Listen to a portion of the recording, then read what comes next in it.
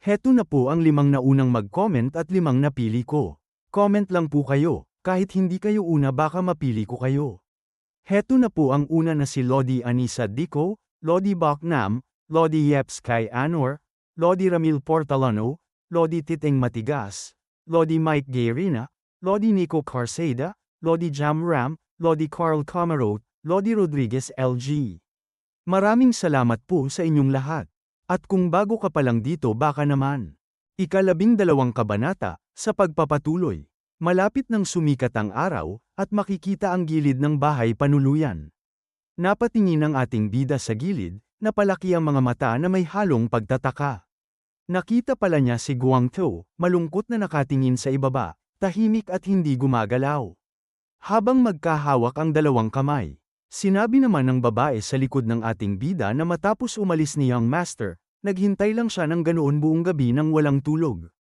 Na nakatingin lang ang gating bida kay Guangzhou ng tahimik. At lumapit ang ating bida kay Guangzhou. Sa marahang yabag na halos hindi marinig, napalapit siya sa harap nito. Nagulat si Guangzhou at biglang napatingin sa kanya, ang mga mata'y bahagyang napuno ng pagtataka, tila hindi inaasahang lalapitan siya sa sandaling iyon. At ilang sandali pa, namuo ang mga luha sa kanyang mga mata. Pilit niyang pinipigilan ang emosyon, napakagat sa labi na para bang ayaw hayaang bumagsak ang luha. Habang tinatanggol naman ng ating bida ang salukat na kangiting sinabi niya sa isip na bata. Mukhang nag-alala ka sa akin, ha? At pagkatapos ibinaba niya ang kamay sa lamesa na sinabi niya na gutom na ako. Kain na tayo, na napapunas naman ng luha si Guangzhou gamit ang kanyang braso. At huminga ito ng malalim habang napangiti. Itinaas ang kanyang kamay na sinigaw na pakiusap, dalhan mo kami ng inyong pinakamahal na putahe. Sumagot ng masaya ang babae na opo. At muling makikita ang labas ng bahay panuluyan. Tahimik na ang paligid, hinahaplos ng malamlam na liwanag ng umaga ang mga dingding at bubong. Sa loob, ang pagkain ay nakahain na sa kanilang lamesa. Napasabi sa kanya si Guangzhou na kung iisipin, may bali-balitang kumakalat na pinatay daw ng Bloodhound ang pinuno ng Young Syndicate at tumakas dala ang kanyang yaman. Dagdag pa niya na hindi ito totoo, di ba? Hawak ang tasa ng ating bida, nakangisi siya na maang-maanga na tumugon na may nangyaring ganoon. Napatanong si Guangzhou sa kanya na hindi ba't gawa mo? Iyon, Young Master, di ba? Uminom ng alak siya habang sinasabi na hindi ba't sinabi mong gawa yon ng Bloodhound? Napaturo siya habang pilit na tumawa na tumugon sa kanya na tama. Paano mo naman matatalo ang pinuno ng Young Syndicate at ang Bloodhound? Sumagot siya na totoo yan. Dagdag pa ni Guangzhou sa kanya na baka nagkataon lang ang lahat. Kaya naman, nagkataon lang na nandoon si Young Master, at may nangyaring ganoon bago ka pa dumating. Seryosong nakatingin sa kanya si Guangzhou habang nagsalita ang ating bida na may punto naman. Di ba? Napahinga na lang ng malalim si Guangzhou at nakatungong sinabi sa kanya na may punto ang mukha mo. Walang paraan na mangyayari ang ganoong pagkakataon. Na nakangiti lang sa kanya ang ating bida. Na sinabi pa sa kanya ni Guangzhou na ano ba talaga ang ginawa mo? Nakapikit na sinagot siya ng ating bida na sinabi ko na sa iyo na papatayin ko sila. Bigla naman na napatakip sa bibig si Guangzhou na hindi makapaniwala na napasabi na nakupo. Paano mo nagawa? Hindi na niya ito na ituloy nang takpan niya ang kanyang bibig. At pagkatapos ay pabulong na sinabi niya na kung ganoon. Ninakaw mo ba ang kayamanan na balita ay tinakas daw ng Bloodhound? Sumagot sa kanya siya at sinabi na anong ninakaw. Kabayaran yon. May gulat sa mukha si Guangzhou na napatanong na anong kabayaran. Seryosong sinabi sa kanya ng ating bida na oo. Nag-utos siya na patayin ang mga magulang ko, ikaw, ako, at ang lahat sa pamilya natin. Sinubukan niya tayong ubusin at kunin ang lahat ng meron ang pamilya natin. Napatulala si Guangzhou na napasabi ng mahina na kung ganoon. Ang kinuha niya ay hindi nakaw. Nagtatalsikan ng pawis ni Guangzhou na sinabi pa niya na magkano ang kinuha mo. Wag na pala, pakiusap wag mo nang sabihin sa akin. Ayaw kong malaman. Sinagot siya ng ating bida na bakit. Pwede kong sabihin sa iyo kung curious ka. Napaangat ng ulo si Guangzhou na nakapikit na sumagot na yokong marinig, di ba't sinasabi nila na kapag marami kang alam na sikreto? Ikaw ang unang mamamatay. Napangiti naman ang ating bida na nakapikit na sinabi niya na haha, alam na alam mo ito. At sinabi niya sa isip habang naalala ito na 32,000 taels. Kung nanatili pa ako ng matagal sa Young Syndicate at nagbenta ng iba't ibang gamit, mas marami pa sana akong makukuhang pera, pero hindi ko ginawa. Maraming hindi inaasahang bunga ang maaaring mangyari, at baka mabunyag ang pagkatao ko kung magiging sakim ako ng walang dahilan. Na-realize ni Xingyu na ako ang tagapagmana ng pamilyang B Swordsman. Inakala niyang isa akong tulog na dragon na nagtatago ng galing sa martial arts, at nanumpa siya ng katapatan sa akin. Siyempre, hindi ako ganoon kahangal para basta maniwala sa biglaan at desperadong katapatan na ito. Pananatilihin ko lang ang distansya ko at gagamitin siya. Makikita ang mata ni Guangtou na may gulat na sinabi pa sa kanya na tapos. Pinatay mo rin ba si Yang Jigang? Sumagot ang gating bida na oo. At pagkatapos ay natahimik sila na napayuko ng tingin si Guangtou na may lungkot sa mukha. Na pinagtataka naman ng ating bida. At nagsalita siya na bakit? Naaawa ka ba sa kanya, kahit matapos ang ginawa niya? Sumagot ito habang nakayuko ang ulo na bata pa naman ang gagong yun. Nakapikit na sinabi naman sa kanya ng ating bida na anong kinalaman ng edad sa tama at mali. Bata ka man o matanda, kung gumawa ka ng bagay na karapat-dapat sa kamatayan, dapat kang mamatay. Sumagot si Guangtou na totoo yun, pero naagad na sinabi sa kanya ng ating bida na sinasabi ko ito para alam mo lang. Hindi ko siya pinatay dahil sa'yo. Sinubukan niya akong patayin nung araw na yon. Tuugon ng nakapikit si Guangtou na oo. At pagkatapos ay tahimik na pinagmamasdan siya ng ating bida. Habang ito ay napaipit ng kanyang mga labi na may lungkot sa mukha na nakapikit. Napangiti naman ng ating bida na napasabi sa isip na mabait ka nga talaga. At sinabi niya dito na Guangtou. Sumagot ito na bakit po young master. Sinabi niya na, mula ngayon, nagsalin ng alak sa tasa na sinabi pa ng ating bida na balak kitang turuan ng martial arts. Nagtatakang nakatingin sa kanya si Guangtou. Tumingin sa kanya ang ating bida na sinabi pa na hindi yung martial arts na ginagaya lang, kundi totoong martial arts. Napanganga siya sa gulat na sinabi na ano po? At nanginginig ang boses na sinabi pa sa kanya na seryoso po ba kayo? Uminom ng alak siya na tumugon na oo, seryoso ako. Natahimik si Guangtou na napatingin sa ibaba. At pagkatapos malakas na sinabi sa kanya na kahit gusto ko man. Hindi ba't huli na para mag-aral ng martial arts? 25 na ako ngayong taon. Napangiti sa kanya ang ating bida na sinabi sa kanya na ipaubaya mo na yun sa akin. Seryosong napatingin siya at sinabi sa isip na totoo na medyo matanda na siya para mag-aral ng martial arts. Pero kung ako ang kanyang master, ang kawalan ng bentahe sa edad ay mababawi. At nakapikit na sinabi niya na pag-isipan mong mabuti bago mo ako sagutin, dahil desisyon nito na hindi lang ang buhay mo ang maaapektuhan.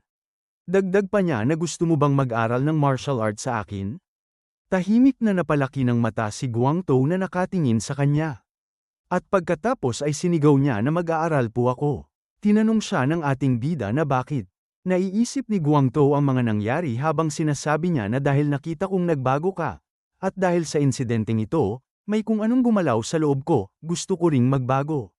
Dagdag pa niya na young master, gusto ko ring magbago tulad ninyo. Muling nagsalita ang ating bida na hayaan mong magtanong pa ako ng isa. Nagtatakang napatingin naman si Guangtou sa kanya. Muling sinabi sa kanya ng ating bida habang makikita ito na bakit ang bait mo sa akin. Basura lang naman ako noon. Napahinga siya sa ilong na nakapikit na nakangiting sumagot na dahil nangyari na rin ito dati. Nagulat ang ating bida sa kanyang sagot at tinanong na anong nangyari. Masayang sinabi niya sa kanya na mabuti kang tao, young master. Tinatrato mo. Ako nang maayos. Nung 15 ako at 10 ka pa lang. Nagkasakit ako ng malubha noon. Na naalala niya ito na tinapalan siya ng basang damit sa noo. Na sinabi pa niya sa kwento na sobrang taas ng lagnat ko kaya nawalan ako ng malay. At nung idilat ko ang mga mata ko matapos mahimasmasan, nilalagyan mo ng basang tuwalya ang noo ko. Hindi ko pa rin malimutan ang nag-aalalang tingin na ibinigay mo sa akin noon. Balik sa kanya na sinabi pa habang nakayuko na hinding-hindi na naulit ang ganoong katapat na tingin mula noon. Nakatingin sa kanya ang ating bida ng tahimik. At pagkatapos sinabi niya na napakahangal. Isiping nakakulong ka pa rin sa ganyang klaseng bagay. Sinabi sa kanya ni Guangtou na para sa ibang tao, ang ganyang bagay ay maaaring isang hindi malilimutang karanasan. Napangiti ang ating bida at sinabi sa kanya na ang martial art na pag-aaralan mo ay ang Southern C7 Techniques. Napanganga si Guangzhou na nakatingin sa kanya na sinabi sa isip na Southern C7 Techniques. Dagdag pa ng ating bida sa kanya na at hindi nakita utusan. Nagulat na napatingin sa kanya si Guangzhou. Sinabi pa niya na mula ngayon, ikaw ay tauhan ko na. Napababa ng ulo si Guangzhou ng tahimik. At nagtataka ang ating bida nang biglang tumayo si Guangzhou. At pagkatapos ay iniluhod ang isang tuhod, sinuntok ang kanyang kamao sa palad. Nakatingin sa kanya ang ating bida na napapaisip na may pagtataka. Sinabi sa kanya ni Guangzhou na narinig ko na ganito raw yumukod ang mga tao sa Jianghu kapag nag-aaral ng martial arts. Napangiti ang ating bida na sinabi niya na tama. Mahusay ang ginawa mo. Habang umiinom ng alak sinabi pa ng ating bida sa isip na wala akong balak na kunin si Guangzhou bilang disipulo ko. Ang ginagawa ko ay mas malapit sa pagtuturo ng move sa tauhan ko, pero siguro pwede ko nang tanggapin ang kanyang yukod ng pasasalamat. At mabilis na lumipas ang oras na makikita na ang araw ay muling sumikat. Lumipat ang eksena sa kung saan makikita ang bubong na ito. At sa di kalayuan makikita ang bundok. Sinabi ng kanyang ama na hindi ka panipaniwala. Isiping sinubukan kaming patayin ng pinuno ng Yang Syndicate sa pamamagitan ng pagpapakilos ng mga palaboy. Sumagot ang gating bida sa kanya na mas malupit pa siya kaysa sa inakala natin. Kung hindi lang sana sila nag-away ng Bloodhound, malaki sana ang naging problema natin. Napahawak sa baba ang kanyang ama na napapaisip, na sinabi naman ng kanyang ama na nag-aalala na tinulungan siguro tayo ng langit. Kay swerte natin, na sinabi pa ng kanyang ama na gayunpaman, kailangan nating bayaran ang utang natin sa Yang Syndicate. Nakapikit na sinabi niya na oo. Dagdag pa niya sa kanyang isip na alam kong sasabihin niya yun. Iisipin niya na may utang kami sa Yang Syndicate, at hindi kay Yang GZ. At pagkatapos sinabi ng ating bida na ana po ay hindi kayo masyadong masama ang loob, ama. May gulat namang napatingin sa kanya ang mga asawa na may halong pagtataka. Makikita ang luha sa mata ng kanyang ina habang nakangiting nakapikit. Na sinabi naman ng kanyang ama na oo. Sige na at magpahinga ka na. Sumagot siya habang makikita ang labas ng bahay na opo. Tumigil siya sa paglalakad na sinabi niya na ama. Dagdag pa niya na unang pagkakataon ko itong sabihin. Dahil mag-isa lang akong pinalaki ng aking ina mula nung bata pa, wala akong ama sa dati kong buhay. Napangiti siya ng tahimik. At sinabi pa niya sa isip na kahit unang pagkakataon ko itong sabihin, hindi naman masama ang pakiramdam. At dito na po nagtatapos ang 12 kabanata.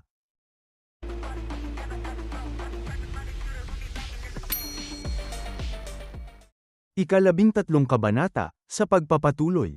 Makikita ang lugar na ito na tila isang entablado at tahimik. Isang supot ang makikita na inilapag sa lamesa, nakatiklop ng maayos, tahimik na nakatayo sa gitna ng lamesa. Tinanong ng squad leader sa kanya na ano ito. Tumugon siya na ito ang 300 taels na naipon ko hanggang ngayon. Nakatingin sa kanya ang squad leader habang may sinusulat na nagtatakang tanong na 300 taels. Paano ka nakapag-ipon ng ganitong kalaking pera? Sumagot siya na inipon ko ito para sana may magamit ako pagkatapos ng kasal ko. At napapikit siya na sinabi sa isip na bahagi ito ng 32 taels na nakuha ko kay Yang GZ. Ibinibigay ko lang sa kanya ang halagang ito para hindi siya maghinala. Muling sinabi sa kanya nito na kung ganoon, bakit mo ibinibigay sa akin ang perang ito? Makikita ang supot ng pera na sumagot ang ating bida na pakiusap, gamitin mo ang perang ito para muling ayusin ang Sword Squad. Napatugon ito sa kanya na ano? Dagdag pa ng ating bida sa kanya na at pakiusap. Itaas mo ang kanilang buwanang sweldo at kumuha ng mga bagong tauhan na hindi natin nagawa noon. Napatingin ng seryoso sa kanya ito na tinanong na sa tingin mo ba? Nananatili kami dahil sa pera? Nakatingin ang ating bida sa ibaba na sinabi niya na alam kong hindi ganoon ang kaso. Pero hindi natin pwedeng hayaang magdusa ang kanilang mga pamilya dahil sa pera. At nang marinig niya ito napalaki siya ng mata na nakatingin sa kanya ng tahimik. At pagkatapos nakayukong, sinabi na nakuha ko na. Kung ganoon, ibigay mo ang pera sa patriarch ng pamilya, huwag sa akin. Nakapikit na tumugon ng ating bida sa kanya na hula ko lang ito. Pero sa tingin ko ay hindi mo tatanggapin ang perang ibibigay sa iyo ni ama. na makikita ang mukha nitong napatahimik na nakatungo. Nakatingin siya dito na sinabi pa sa isip na sa pagkakaintindi ko, si Sojong ay isang tapat na tao. Dagdag pa niya habang makikita ito na kahit pabigyan siya ni ama ng pera para ayusin ang squad. Dahil may tiwala siya na kaya niyang pamunuan ang mga swordsman squad, palagi niyang tinatanggihan ang pera, sinasabing gusto muna niyang bayaran ang utang. Nakatingin ang ating bida dito na sinabi niya na ikaw at ang swordsman squad ang sentro ng ating pamilya. Kung babagsak kayo, babagsak ang buong pamilya kasama nyo. Napatingin ito sa kanya at sinabi na anong pinagsasabi mo. Ang sentro ng pamilya ay hindi ang swordsman squad, kundi ang patriarch. Napapikit siyang sinabi sa isip na ang isiping makakahanap din ako ng karakter na tulad niya rito. At nakangiting sinabi niya na tama ka. Pero hindi ba't ang swordsman squad ang nagbibigay ng lakas sa patriarch para maging sentro ng pamilya? Pakiusap, tanggapin mo ito. Para rin ito sa kapakanan ng patriarch. Napatingin si squad leader, Sojong ng tahimik sa supot ng pera. At pumikit na iniyuko ang ulo na sumagot na sige. Ipinapangako ko na gagamitin ko lang ang perang ito para sa swordsman squad. Sumuntok sa palad ang ating bida at sinabi na maraming salamat, squad leader. Bahagyang napangiti sa kanya ang squad leader ng tahimik na nakatingin sa kanya. Muling sinabi sa kanya ng ating bida na kung gayon, mauuna na ako. Nakapikit na sumagot ang squad leader na Duan. At sinabi sa kwento na pinalitan ang pangalan ng main character, mula sa bilidan. Sa biliduan, napalaki ng mata ang ating bida na tumugon na may pagtataka na bakit. Tumingin ito sa kanya at sinabi na salamat. Napangiti naman ang gating bida habang nakatingin dito. At habang umalis sinabi pa niya sa isip na hindi tulad ni Guangtou, hindi na kailangang magsalita ng marami rito. Ipapakita niya ang resulta mismo. Makikita ang langit na makalipas ang ilang araw. Sabay-sabay nilang tinutusok ang hangin gamit ang kanilang mga espada, kasabay ng sabay-sabay na sigaw na umalingaw sa paligid. Ang bawat galaw ay magkakatugma, may disiplina at ritmo, parang iisang katawan na kumikilos. Sa harapan, makikita si squad leader Sojong, maingat na tinuturuan at ginagabayan ang mga ito, itinatama ang tindig at ang tiyempo ng bawat tusok. Habang pinagmamasdan ang lahat, nasabi ng ating bida sa kanyang isipan, kamakailan, naging mas maayos ang kapaligiran sa swordsman squad. Hindi lang sa swordsman squad, kundi ang buong pamilya ay naging mas masigla. Siguro dahil ako, na dating pabaya, ay nagbago na. Habang kumakalat ang balita na binayaran ko ang delayed na sweldo ng swordsman squad. Nagbago ang laman ng mga usap-usapang patago tungkol sa akin. At may inilabas na anunsyo tungkol sa pagpili ng mga bagong swordsman para sa swordsman squad. Nakatingin siya dito na sinabi pa sa isip na sa unang pagkakataon matapos ang mahabang panahon, naging masigla ang kapaligiran sa Billy Swordsman family. Dagdag pa niya na gayunpaman, ang problema ay ang aking inner key. Naglalakad siyang nakapikit na sinabi pa sa isip na maliban sa oras ng pagtulog, ginugugol ko ang lahat ng oras ko sa pag-cultivate ng Heavenly Martial Circulation Mind Art. Na nagpapalakas ng inner key ng 3 beses na mas mabilis kaysa sa normal na paraan. Sa kabila nito, kakarampot pa rin ang naiipon ko. Umuusok ang kanyang mukha na sinabi pa sa isip na isa na lang ang solusyon ngayon. Kailangan ko sa paanong paraan na pabilisin ang pag-ipon ng inner key sa pamamagitan ng pagbubukas ng aking conception at governing vessel. Kung ganoon, kailangan ko ng elixir para mabuksan ang mga ito. May seryoso siyang mga tingin na sinabi pa sa kanyang sarili na may natitira pa akong 29,000 taels. Makakabili kaya talaga ako ng elixir sa perang ito? At pagkatapos makikita ang Jinan. Makikita ang bahay na ito sa gilid ng bangin, na tinatawag na Black Market Jinan's Branch. Makikita ang mga nakasabit na ito na may nagsasalita na pumunta ka rito para bumili ng elixir. Tumugon siya habang makikita naman ang mga bangga na ito na opo, sir. Muling sinabi ng matanda na anong uri. Tableta, halamang gamot, sumagot ang ating bida na. Kahit ano, napahawak ang matanda sa baba na napapaisip. Nakatingin siya dito na sinabi pa sa isip na may kasabihan sa Jianghu na ganito. Ang mga bagay na wala sa black market ay mga bagay na wala sa Jianghu. Kung hindi ko ito mahanap dito, hindi ako makakakuha ng elixir gamit ang pera sa loob ng mahabang panahon. Napangisi ang matanda na sinabi niya sa kanya na medyo maganda ang swerte mo. Wala kaming elixir sa branch na ito sa loob ng huling 6 na buwan. Gayunpaman, may dumating na elixir 2 araw na ang nakakaraan. Napasabi naman ng ating bida sa kanya na ano yun. Tumugon sa kanya ang matanda na ito ang Millennium Herb. Napalaki ng mata ang ating bida sa kanyang narinig at napasabi sa isip na Millennium Herb. Dagdag pa niya sa isip na isang halaman na kilalang nagbibigay ng 10 hanggang 15 taon na halaga ng inner key. Sa panahon ngayon na bihira ang mga elixir, hindi madaling makakuha ng ganito. At pagkatapos sinabi sa kanya ng matanda na 44,000 taels ang halaga nito. Napahinga ang gating bida ng malalim at nakapikit na sinabi niya sa isip na buwisit. Kulang ako ng 15,000 taels.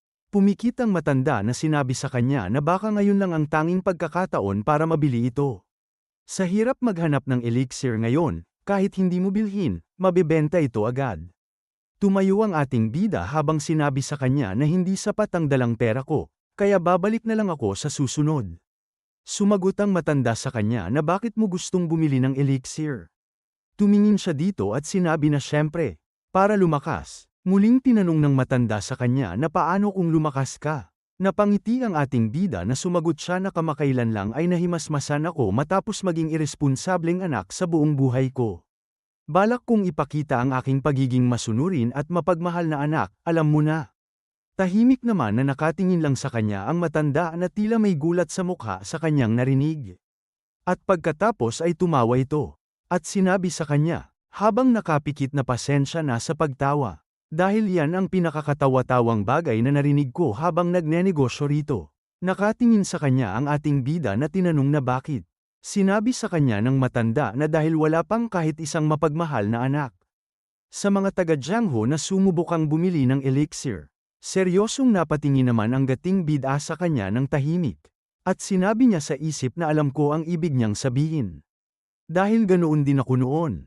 Kapag nahuhumaling ka na, at lumakas, wala kang pagpipilian kundi baliwalain ang mga nasa paligid mo. Nung naging pinakamalakas akong tao sa mundo, sinubukan kong bawiin ang pagkukulang ko sa aking ina. Gayunpaman, huli na ang lahat, na makikita ang isang puntod na pinagmamasdan niya. At pagkatapos sinabi niya na nakakapanghinayang, pero mukhang lumampas na ang pagkakataon ko na maging unang mapagmahal na anak. Nagulat naman ang gating bida nang sabihin sa kanya ng matanda na maghihintay ako ng 10 araw. Dagdag pa ng matanda sa kanya na kung makakaipon ka ng sapat na pera sa loob ng panahong iyon, ibebenta ko ito sa iyo. Naniniwala ako na ang bawat elixir ay may karapat-dapat na may-ari. Nakangiting nakatingin sa kanya ang ating bida na sinabi pa sa kanya ng matanda na patunayan mong tama ako. At pagkatapos makikita ang kanilang bahay habang makikita ang bundok sa di kalayuan. Nakatalikod siya na sinabi sa kanyang isip na napaka-problema nito. Sa 10 araw na pangako, 3 araw na ang lumipas. Patuloy ang paglipas ng panahon, pero wala pa rin akong paraan para kumita ng pera. Dagdag pa niya na may nakatikom na bibig na seryoso na kung pipigain ko ang lahat ng perang makukuha ko mula sa Yang Syndicate, baka makakuha ako ng 15,000 taels. Gayunpaman, kung mangyayari yon, masisira ang relasyon ko kay Xingyu. Iisipin niya na linto lang ako na sumisipsip ng pera at magkakaroon siya ng ibang iniisip. Naging matalim ang kanyang mga tingin na sinabi pa sa isip na may plano pa naman ako para sa Yang Syndicate. Mula sa likod nagsalita si Guangtou na Young Master. May inaalala kayo nitong mga nakaraang araw, di ba? Napatingin siya dito. Napahinga siya at nakangiting sinabi sa isip na halos kasing talas na niya si Advisor Galzariang. Nakangiti si Guangtou na sinabi niya na gusto mo ulit makita si Lady Song, di ba? Napatingin ang ating bida ng tahimik sa kanya, habang si Guangtou ay napahawak sa baba, na sinabi pa niya na naiintindihan ko ang nararamdaman niyo, Young Master. At dito na po nagtatapos ang 13 kabanata.